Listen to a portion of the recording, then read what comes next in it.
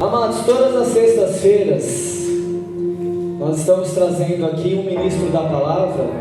Nós tivemos um curso, um intensivo com a pastora Gleice, né?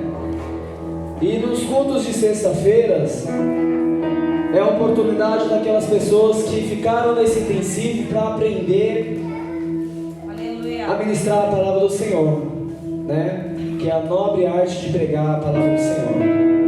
Então foi um dia maravilhoso, foi um intensivo, um dia maravilhoso.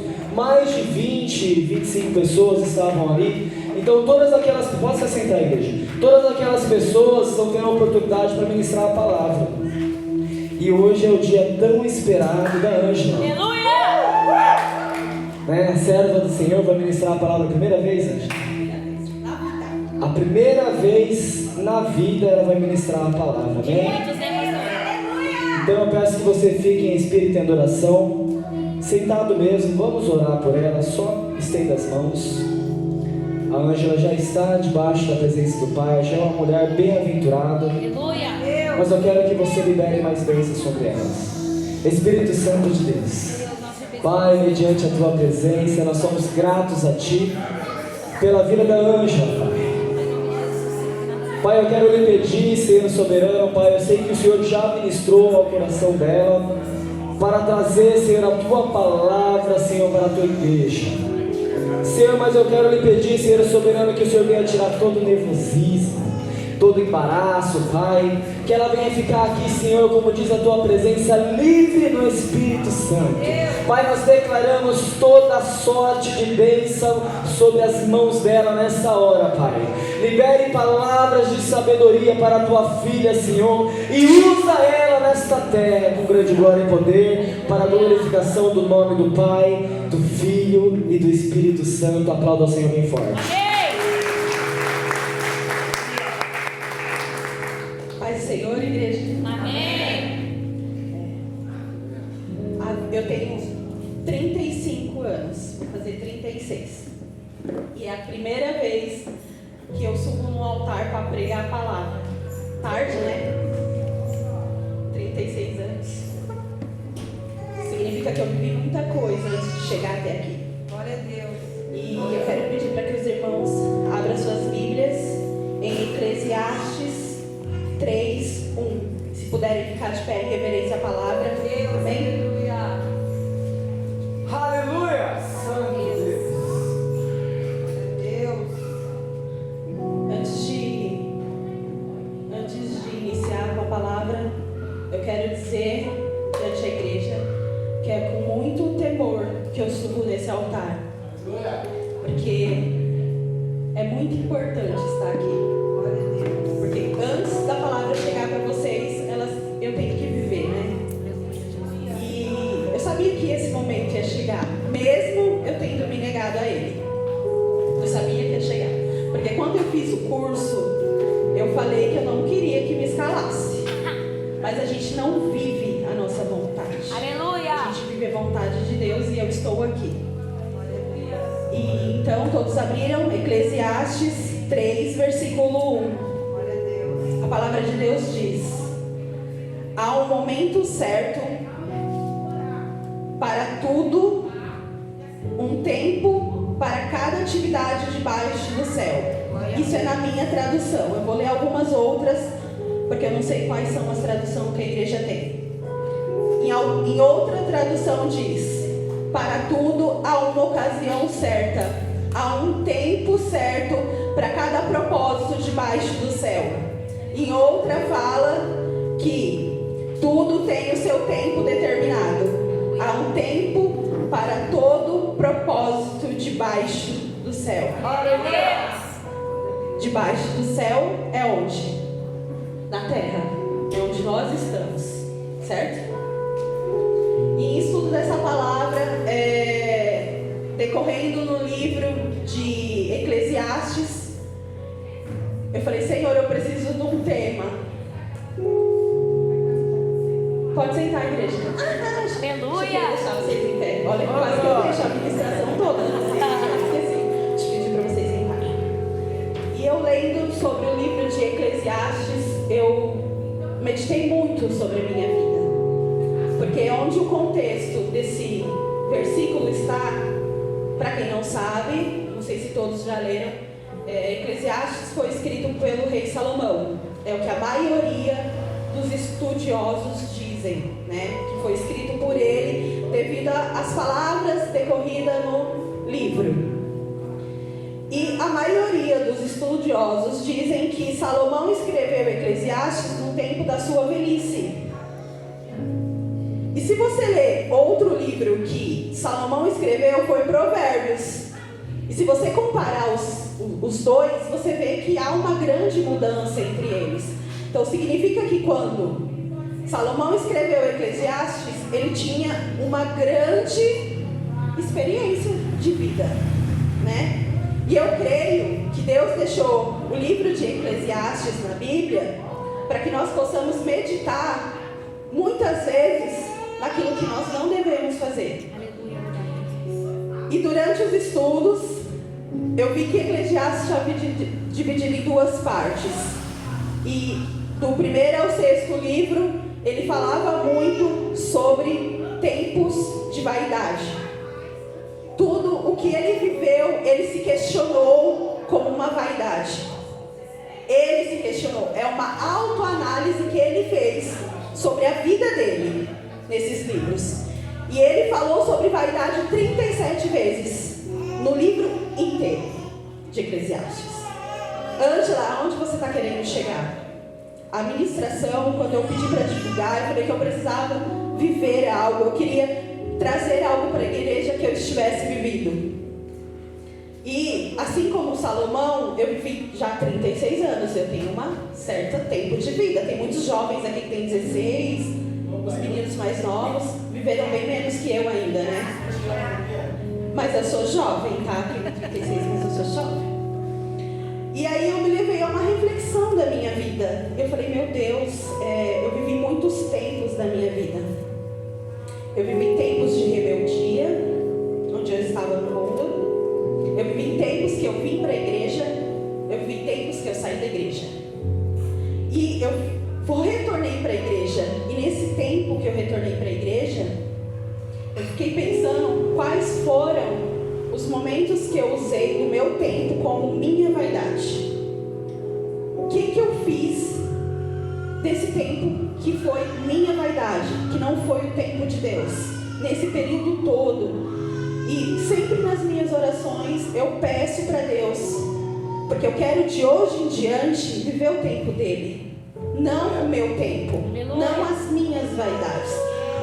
E aí, lendo no livro de Salomão, a gente se depara com este livro que fala que tudo há um tempo, né? Eu creio que todos vocês tiveram esse tempo preparado para estar aqui. Todos vocês, no dia inteiro, no decorrer da semana inteira, Deus preparou para que vocês estivessem aqui. E pensando sobre o tempo e sobre a vida, porque a vida é diferente de tempo, certo? Certo, igreja? Vocês sabem, né? Que vida é diferente de tempo. Mas mesmo assim, eu vou trazer os significados, porque a gente estuda, então a gente quer trazer conhecimento e sabedoria para a igreja. Vida significa existência, no latim vita, que se refere à vida e o estado de atividades incedentes comum dos seres organizados. Já o tempo significa a duração de fatos. É o que determina os momentos, como períodos, espaços, horas, minutos, dias, semanas e séculos. Então significa o quê? Que a nossa vida é um tempo. E um tempo que Deus permite que nós vivemos todos os dias. Obrigada, Jesus. E estudando sobre isso, eu li algo muito interessante, que o Senhor, Ele deposita nas nossas contas todos os dias 24 horas. Aleluia. O que isso diferencia da minha vida, da vida do pastor, da vida da Amanda, da vida da Flávia? A forma qual a gente usa esse tempo. Aleluia. E é exatamente o que fala o versículo 3 de Eclesiastes. Tudo tem o seu tempo. Tudo. Aqui não fala, eu tenho um tempo do meu trabalho. Não. É tudo. E debaixo do sol é na terra. O que diferencia do debaixo do sol para o céu? A forma como a gente usa esse tempo. Se você usa ele sabiamente, com certeza você não vai fazer igual Salomão. Não vai dizer que em determinados tempos, igual eu também já vivi, em determinados tempos eu vivi na minha vaidade. Todos aqui eu creio que já teve esse tempo. Mas a Bíblia fala que para tudo há um tempo. E Deus tem falado muito a essa igreja, tem dado muitos direcionamentos através da sua pregação. E isso inclui a forma qual a gente administra o nosso tempo. Se Deus nos confiou 24 horas, quando acordamos, isso significa que, no mínimo, nós precisamos organizar o nosso tempo. E o que eu fiz? Entrei num propósito na segunda-feira, porque eu falei assim, eu vou pregar sobre o tempo, eu quero saber o que eu faço com o meu. Aleluia! Gente, que negação. Sério. Eu cronometrei o meu tempo da hora que eu durmo, a hora que eu saio do serviço, a hora que eu chego no serviço, o tempo que eu demoro para chegar da minha casa ao serviço, a mesma coisa ao contrário, o tempo que eu desço, que eu fico na casa da Sheila, o tempo que eu subo, o tempo que eu faço janta. Gente, é muito difícil cronometrar, organizar o tempo. E se vocês todos trabalham, vocês sabem que 10 horas do tempo vocês se dedicam ao trabalho. De 24 horas só resta 14 horas. Dorme 8. Se você dorme no mínimo 8, o que sobra? E eu falei, gente, o que precisa, né? O que a gente precisa para viver o tempo de Deus? Porque se a gente for viver o tempo do mundo debaixo desse céu, a gente não vai ter tempo para nada.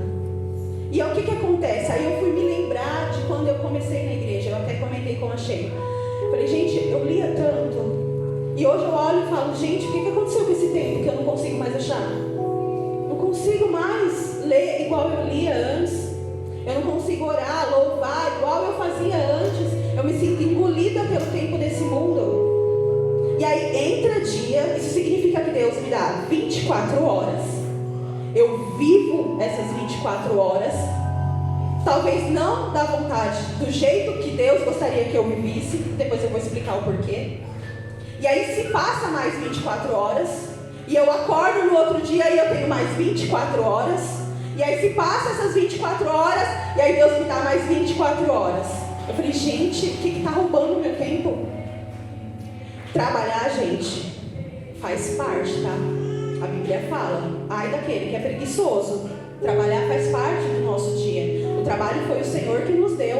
É uma forma da gente honrar a nossa igreja através dos nossos dízimos, das nossas ofertas. Mas existem mais tempo.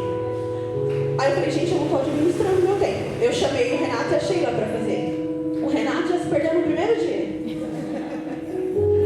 A Sheila, eu nem sei se ela fez. Você fez, Sheila? Se perdeu no primeiro dia. É muito difícil. Mas você sabe por que a gente se perde? Porque a gente não faz isso com antecedência. Se alguém aqui para um dia da semana para organizar sua semana, levanta a mão. Ninguém? Ninguém, gente.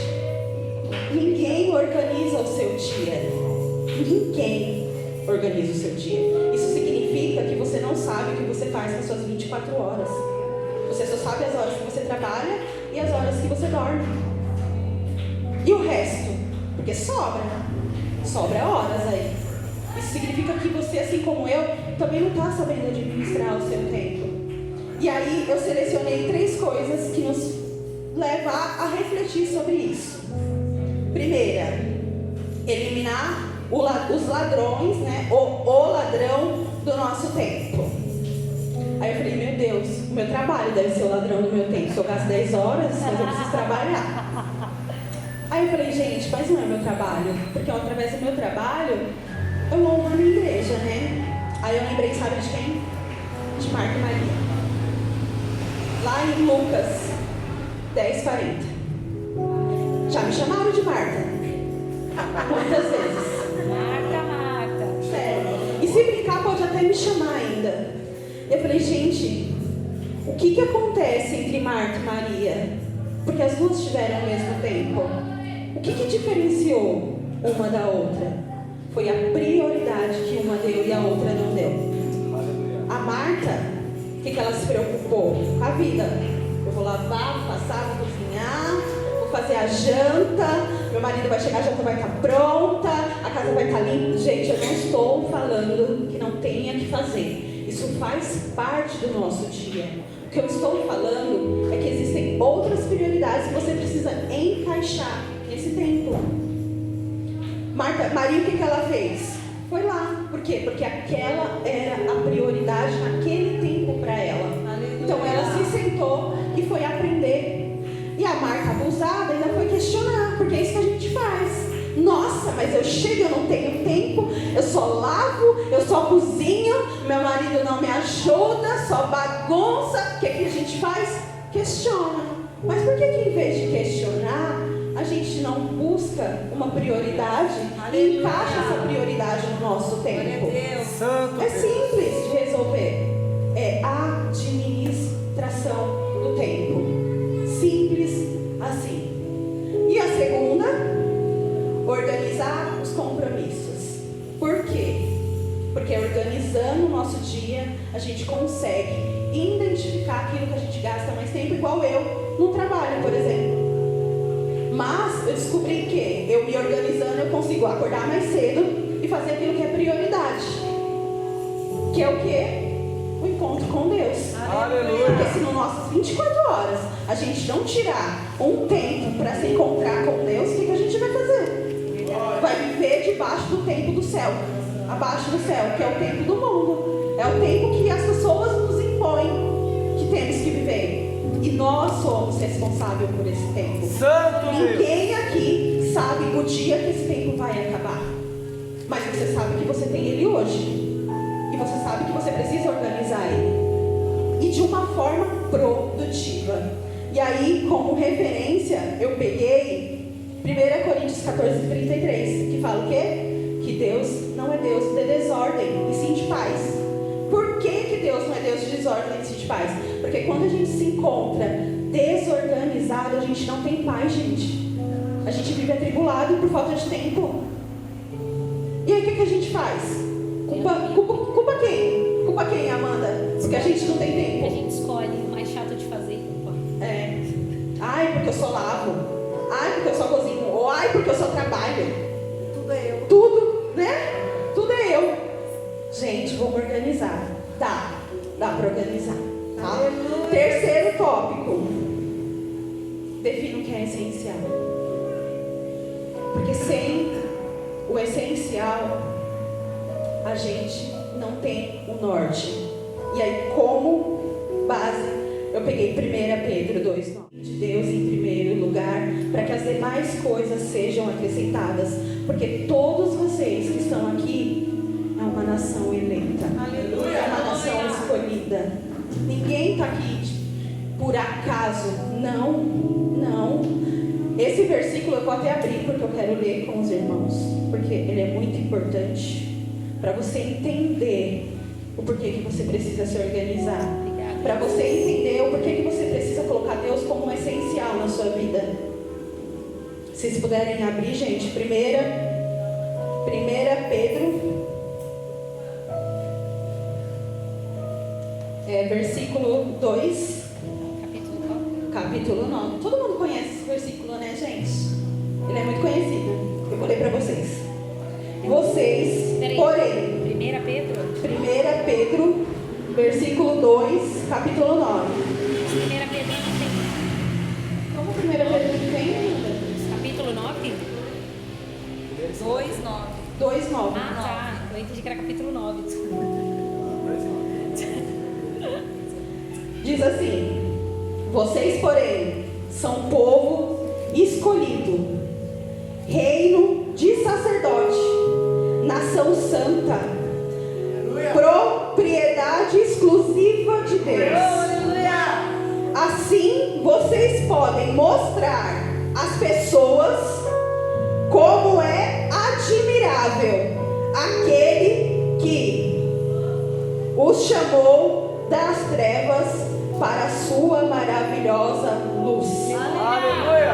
Ângela, o que isso tem a ver com o tempo? Se sua vida é um testemunho e você não tem organização, como você mostra luz para as trevas? Se você é uma nação eleita, as pessoas, elas vão enxergar aquilo que nós vivemos. Muitas vezes elas não vão ouvir o que a gente fala, mas ela vai ver a forma como a gente se veste, a forma como a gente anda, com quem andamos, o que fazemos. Isso inclui o tempo, a forma como a gente administra o nosso tempo, porque é isso que rege as nossas vidas. É o tempo. A hora que Deus determinar que ele vai se acabar, não adianta mais. A nossa vida, gente, a palavra de Deus fala que é um sopro, uma neblina que se passa. E aí? Não tem quem você culpar depois. É a sua responsabilidade, a forma que você gasta as suas 24 horas, né? E por último, eu coloquei aproveitar o tempo de espera para crescer. E qual que é o tempo de espera do cristão? A vida eterna. Aleluia. É o que nós todos buscamos. É aquilo que Deus anseia, coloca dentro do nosso coração. É aquilo que a gente busca todos os dias. Se preparar para o reino. Se preparar para a vida eterna. Senão não teria sentido. Senão seria viver sua vida em vão. Se você não tem um propósito de vida eterna, eu não sei, pede para Deus colocar isso dentro do seu coração. Porque é para isso que nós vivemos. Nós não somos. Nós não devemos nos moldar a Ele. E isso inclui a forma como a gente administra o nosso tempo. Eu vivi, esse ano que passou, as duas extremidades. A da vida, com a chegada da Eloá, e a da morte, com a perda da minha mãe. E eu realmente percebi que a vida é tempo. É o tempo que a gente vive aqui. É o tempo que a gente administra. É a oportunidade que Deus dá para a gente poder viver, para a gente poder fazer algo diferente todos os dias. E Deus tem preparado um tempo novo para esta igreja. Aleluia. E aí eu fui me analisar. Vocês podem não acreditar, mas fazem exatamente quase 6 meses que eu não piso nesse altar. São 82 dias. A última vez que eu subi nesse altar foi no dia 23/7/2021. Aí você me pergunta, nossa Ângela, são quase 6 meses. São quase 6 meses. Eu coloquei em horas, deu mais de 4.000 horas que eu vivi, porque eu tô aqui. E aí você me pergunta, eu usei isso para crescer? Talvez não. Talvez não. Porque eu percebi, nesse tempo todo, até hoje, o que eu me recusei a estar aqui, em muitas vezes. E nesse momento, eu queria aproveitar para honrar a vida dos meus líderes. Porque eu parei. Eu cheguei para a pastora Williams e para a pastora Gleice e falei que eu não queria mais participar de nada da igreja.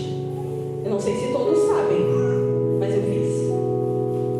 Só que Deus é tão misericordioso que mesmo que a gente não saiba viver o tempo de Deus, Ele tem misericórdia e prepara o tempo para nós. E Ele usou isso através da vida dos pastores, através da vida do Billy e da Ló, como eles não me deixaram parar. De alguma forma, eles me incluíam em algo. Podia não ser aqui no altar, podia não ser na escala, mas de alguma forma eu estava incluída. Porque se dependesse do meu tempo, talvez nem aqui eu estaria. Mas Deus, Ele tem misericórdia. E quando a gente não sabe administrar o nosso tempo, quando a gente não sabe que há um tempo para parar, há um tempo para correr, há um tempo de odiar, há um tempo de amar, há um tempo de dançar, há um tempo de parar, porque tudo isso fala lá no versículo 3. Há um tempo da vida, há um tempo da cura, há um tempo da morte, há um tempo para todas as coisas. Mas quando a gente não consegue enxergar em que tempo que nós estamos e ficamos muito tempo parada nesse tempo, Deus levanta pessoas para que você não perca o seu tempo. Eu falei, nossa, eu falei muito de perder tempo na célula. Uma das últimas células que teve, que é uma das coisas a qual eu fico profundamente entristecida, foi o tempo que eu perdi. Eu falei, nossa, o que será que significa perder tempo? A gente vai pesquisar, né? Porque a gente é dessas. E aí eu fui pesquisar, e aí perder tempo, gente, significa inutilizar, investir em algo ou alguém que não compartilha com o mesmo propósito. Eu falei, meu Deus, me perdoa. Me perdoa porque em muitas vezes eu não investi nem o meu tempo e nem em pessoas que me fizessem alcançar o meu propósito. E aí o que Deus faz? Ele te coloca na célula. Aí você rebelde fala, eu não vou preencher a ficha porque eu não quero participar de nada. Aí no dia você faz o quê? Você fala que você serve para qualquer coisa. Aí você faz o quê? Você faz qualquer coisa. Sabe por quê? Porque Deus capacita. Aleluia. Você pode não saber em que tempo que você está vivendo, mas o Senhor, Ele vai te colocar no tempo dele. Aleluia. Se é tempo de esperar, você vai ficar esperando. Se é tempo de correr, você vai correr. Se é tempo de te curar, Ele vai curar. Não importa a situação que você esteja. Não sei se tem alguém aqui como eu estava, porque hoje eu reconheço. Hoje eu reconheço o tempo que eu perdi. Mas reconheço também que para o Senhor nada é impossível. E eu não vou recuperar o tempo que eu perdi, porque tempo não se recupera. Uma vez que se perde, acabou. Acabou as 24 horas, acabou. Se Deus não te dá mais 24 horas, vai acabar ali. Eu falei, não, meu Deus, eu não posso partir dessa terra, que eu não sei quando o dia vai ser, não sei que dia que vai ser, sem cumprir aquilo que o Senhor tem para a minha vida. Então hoje eu desejo de todo o meu coração que você, com essa palavra, se você tiver curiosidade, estuda Eclesiastes. Lá você vai entender do que eu estou falando. O quanto a gente perde tempo com vaidade desse mundo, que às vezes a gente não acha que é vaidade, mas que não está glorificando o nome do Senhor. Que é para isso que nós fomos criados, para glorificar o nome do Senhor através do tempo que Ele nos dá. Então eu quero deixar essa palavra como reflexão para vocês e dizer que se você se posicionar, Ele vai te preparar um novo tempo. Porque o tempo que passou você não vai recuperar, mas Ele vai te fazer viver um novo tempo. E eu quero pedir para que a igreja se coloque de pé, em nome de Jesus. E nós, neste momento,